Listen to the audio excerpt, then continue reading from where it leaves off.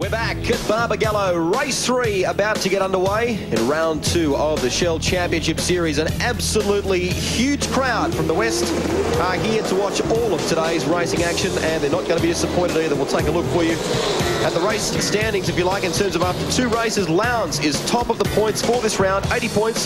His teammate Mark Scaife just 6 points or 8 points in arrears. And it's Garth Tander and Russell Ingall tied for 3rd place. Radicic and Barbagallo 58 and 56 points respectively. As the field make their way around the Barbagallo layout, we'll take a look at how they line up for the final race of the day. Craig Lowndes and Mark Scaife, front row again. Russell Ingall and Garth Tander on row 2. Paul Radicic started 7th, 6th, so he's having a consistent day, you could say. Jason Barbagallo and Stephen Johnson starts out of 8th. You might notice the yellow boxes to the right-hand side of your screen. Box 1 is where they qualified for race 1. Where they started for race 2 is the box furthest on the right. Longhurst and Morris, row 5. Murphy and Wheel, row 6. Stephen Ellery, Craig Baird alongside. He had a bad day today. Qualified 11th, but 28th. He started race 2. Fought his way back to 14th, so he's had an up and down sort of day. Larry Perkins and Glenn Seaton struggling with setup. He's back in 16th. We go further back and take a look at row 9. John Faulkner lines up alongside Mark Poole. Then Dougal McDougall in the Pepsi Racing Commodore alongside Steve Reed on row 10. Neil Crompton hovering around the back of the top 20 all weekend, really. He'll start out at 21. John Bower, good recovery from those steering box dramas. He'll start out at 22. Rodney Forbes and Trevor Ashby. Brad Jones, the Aussie Male Racing Falcon, on row 13 alongside another Falcon in the hands of Anthony Tratt. Then it's Thomas Mazira and Paul Romano on row 14. Mick Donoghue and the Altitude TDK machine. Cameron McLean alongside Stephen Richards in the Kmart Commodore, and Cameron McConville, so spin out in race 2. He'll start from 32. Last position on the grid. A tough day for the Auto Pro team. Well, Dick Johnson, your team has been working away feverishly. Have they made some changes for this final race?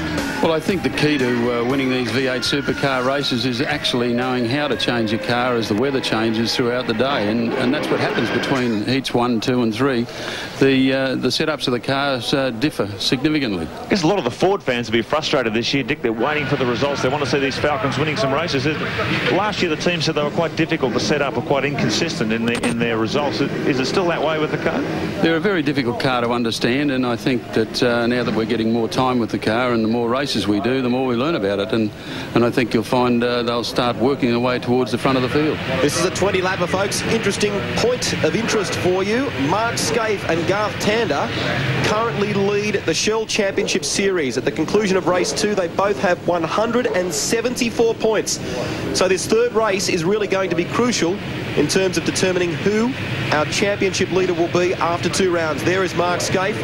His teammate Craig Lowndes continuing his dominant performance, winning races 1 and 2 here. Who will win race 3? We've got a green flag at the back of the pack. Listen to them rising. The revs, that is, of the V8 Supercars. Will it be Lowndes? Will it be Scaife? We're set to go racing here at Barbagallo. Oh, and a bit of a creep on the line there from Scaife. Lowndes, a brilliant start. Though, look at Radicic trying to dive through the field. Ingall's got the door covered. Lowndes again blasts away. Oh, he's a phenomenal starter, isn't he? 3 from 3. He's just got the jump on his teammate. Those two so close in performance, but it's so critical, that first 100 or 200 metre sprint down to turn 1.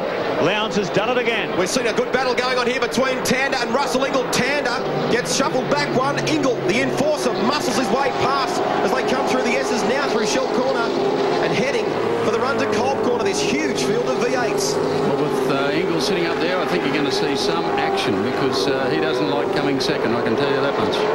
Status quo returns in heat 3. 4 Commodores. 1, 2, 3, 4. First of the Falcons in 5th. Paul Radicic, consistent performance all day in the Shell Ford as this big field sweeps up into 6th gear. 250 kilometres an hour on the approach, the uphill brake as they come down towards pit road. The first one, bit of a challenge. Yeah. Barbagallo throwing out a challenge to Larkham on the run to the start-finish straight. Stephen Johnson also trying to come for the ride with Barbagallo. Barbagallo not quick enough on the back of Larkham. And Larkham all the time trying to chase down Paul Radicic. This is a huge freight train. Stephen Johnson through. Stephen Johnson has made his way past town. And look at this. Tony Longhurst trying to come with him. 3 wide. Goodness me, there's contact right, left and centre there. Barbagallo rather hanging on to it. And oh, goodness knows only how. Oh, look at this. They're all leaning on each other elbow to elbow as they come over the hill for the 2nd time. Longhurst on the outside. But now that puts him on the inside for the next turn. So Plenty of cut and thrust in the opening lap as they fight for position. Every position crucial. And Murphy's moved up too. He's behind Steve. Greg Murphy's certainly making a good fist of things here. We can see Stephen Ellery there as well in the Super Cheap Falcon. Had some troubles earlier in the day, but hopefully they've been able to fix that car and get it on the pace. You can see Tony Longhurst trying to make his way around the Super Cheap Falcon. Now Murphy all over the back of Paul Radicic, and Wheel is coming for the ride with Longhurst. This is a huge freight train of foot. Oh! Attack between Wheel and Longhurst. And Wheel hangs on to it. That is disgusting. Road rage. V8 Supercars. No one was going to give away there. They were into each other half a dozen times before they sorted that one out. Look at Faulkner up the inside in the Asia Online Commodore. He's giving the John Deere Commodore plenty of grief as they come up toward the S's. And that's actually just the nature of the racetrack. The thing is, when you get up beside somebody like that, you've got to give the other competitor a bit of racing room. You know, if you're clearly done, you don't run people off the road.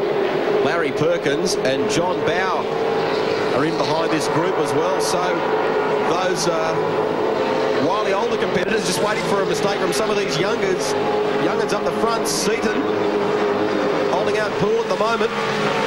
Seaton in 15th position. This is the battle for 15th.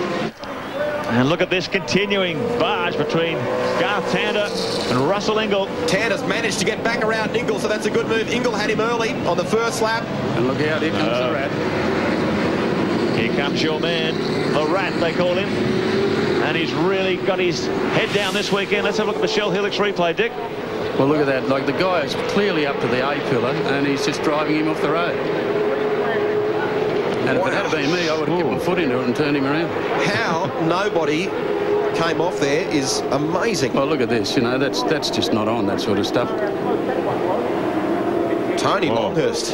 Lucky that they both were able to continue. Looked like Wall was about to lose control of Spear across in front of the field. He managed to gather it up.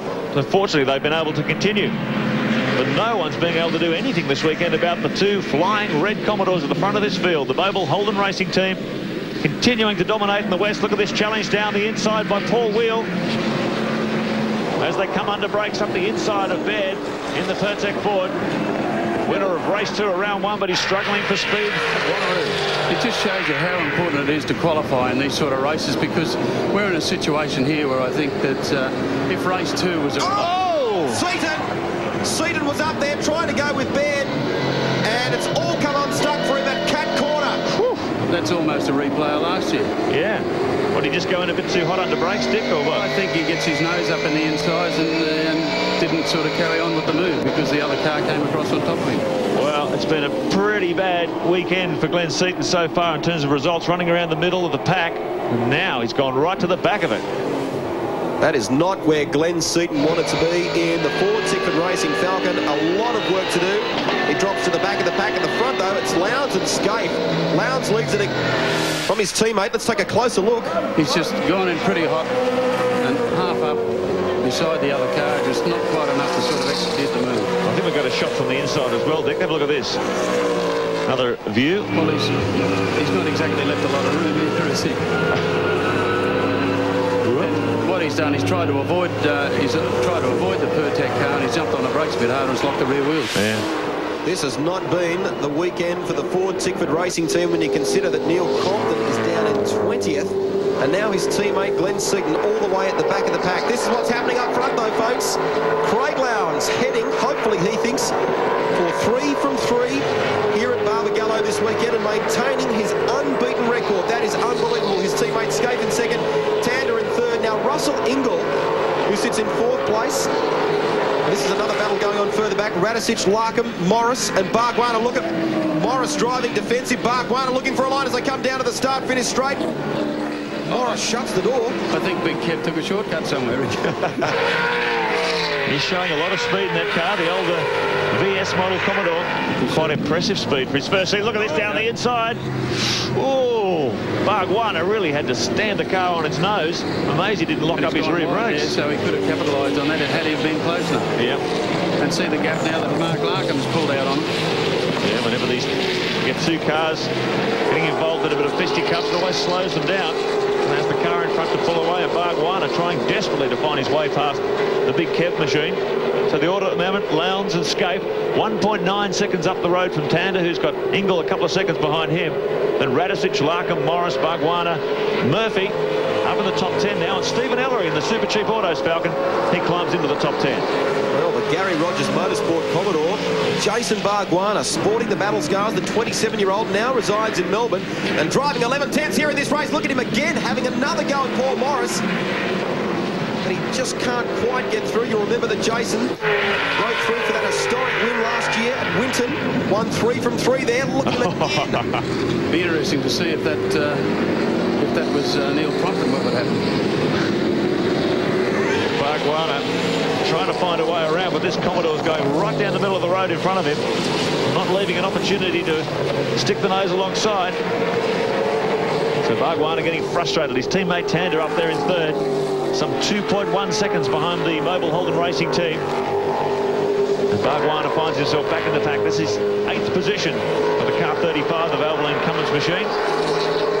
Barbagallo now coming under pressure from Murphy. You can see Greg Murphy in the background there in the Kmart Commodore. So he's tagged on to the back of this trio. There's a good shot of you for you of the lead. Stephen Ellery, that's a shame. He was running in 10th place in the Super Cheap Falcon and looking very good. They'd had problems with his car, and they'd done some work on it between race 2 and race 3, and it was looking good in 10th place, but it's all come unstuck for him. Bradley Jones in 22nd position there, disappearing over the hill in the Aussie Mail Ford. He's been all at sea this weekend. The team don't have a lot of data to go on with that car, so they're sort of learning as they go. It just shows how tough it is. Holden Racing team rubbing their noses in it this weekend. Well, they're certainly in a class of their own, Mark. They really are, aren't they? And Lowndes heading, this could be a perfect score. 12 wins from 12 starts. If he brings it across the line this time, this man still has never been beaten at Barbagallo Raceway. Unbelievable record. 12 race victories, and of course he's heading at this stage certainly for 4 round wins from 4 starts as well. Oh, look at this, Stephen Johnson there, a big brake lock-up down into Cold Corner. 4 Ford Falcons here battling away, Longhurst and Wheel. They're back together again. They certainly are, they're at it again. Be interesting. Yeah, this will be interesting as they come under brakes down the end of the main straight. Here we go, look at Wheel, he's weaving all over the place. He wants another fight at Longhurst. Oh, Mark Poole In the bunker. the John Deere Commodore. He's been having quite a competitive weekend. That's not the way he would have want to finish the day. And he is miles out in the Sahara there. Actually, he's that far out, I don't think they'll even bother to bring a pace car out. No, he's a long way off the racing line. That's at the Cold Corner. Yellow flags, stationary yellow flags to warn the cars. That car is down at the bottom. Now, interesting there, Mark. Looks as though Jason Barbagallo has gotten around Paul Morris. So something's happened there. And here comes Murphy. And Murphy, yeah, coming along for the ride as well. So Morris, former Super Touring competitors, Murphy straight down the inside. Well, I've got to say, Morris left the door open there. Bigger door, you could put a Mack truck through that. So they work over the hill once again. Murphy moving his way forward, and I wonder maybe if Paul Morris has perhaps some sort of problem. Well, I'll be interested to see what happened there, because Murph snuck under Paul Morris, and I think there might have been a yellow flag showing there for Mark Poole. For Mark Poole's car. So I'll be interested to see if the stewards have another look at that one. Well, he might just cop a black flag, or unless he lets Morris pass again. Because if Morris had the door wide open, and wouldn't have thought he'd normally do that. So we'll find out whether there'll be any action against that. Hopefully for Murphy, it won't be the case, because he's had a terrible weekend. I was talking to him before this race. He just said, mate, we just don't know what we've got to do to make this car work. It's understeering into corners, it's oversteering out of corners. We can't get any balance or good traction into the car. And it looks like it's going very strongly in this final heat. We are around about half race distance, lap 11 of 20. Let's check them for you. Craig Lowndes is your race leader from teammate Mark Scaife at the moment. Garth Tander sits in third, Russell Ingall fourth. That's going to be an interesting battle towards the end. Paul Radisich first of the Fords in fifth, Larkham sixth, Jason Barbagallo seventh, and Greg Murphy has fought his way up to 8th place at the moment. Morris ninth, Johnson 10th. What a race this is going to be. Can Lowndes go on to make it 4 wins from 4 round starts?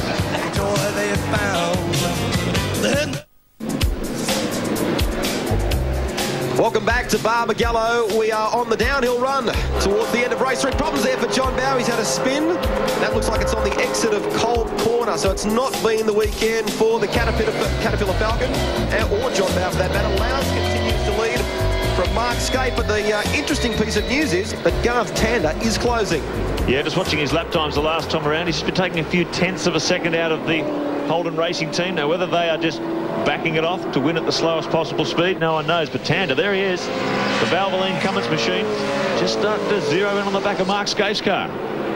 Well, this will give Craig a bit of an opportunity to pull some fresh air between himself and Mark Scaife. Just falling into his hands, isn't it?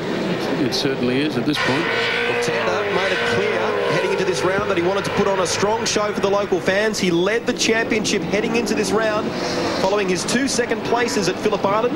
This is home turf for the 22-year-old, and he wanted to walk away, if he could, with at least one race win. Let's have a look at this again, Dick. Well, Cameron McLean's obviously got himself up inside Steve Reed, and he's obviously not going to give up. But I think Steve Reed cops a bit of a like that on the front wheel, and I think that the front wheel then locks up. Now, this has happened during our ad break, folks, for those of you that may not have seen it. And he's turned the steering wheel and goes straight ahead. Ah, okay. He's broken something in the front end. That was a big hit, wasn't it? It certainly was. I think that's put pay to Steve Reed's day. Now, we're also getting word from the pits. That's Neil Crompton coming in. So the disastrous weekend for Neil Crompton just continues. In fact, for that matter, it's been a disastrous week when you consider what happened at the Grand Prix. Look at this. Tander all over the back of Scaife and going for it for the run down pit straight. We've got six laps to go, and look at this down the inside. Tander makes a move on Scaife and takes second place. The Gary Rogers Motorsport driver. The fans cheer. Tander, the local lad, is through. 22-year-old from Perth. What a great performance. Well, that wasn't anything that the Holden Racing team would have planned. Garth Tander's done that on pure merit. He's ground him down. Scaife the first to go. Can he catch Craig Lowndes before this race is over? He's flying in the Valvoline Cummins car. Well, I think Scaife has obviously got a bit of a problem there somewhere on the line, because his car is starting to go a bit slow.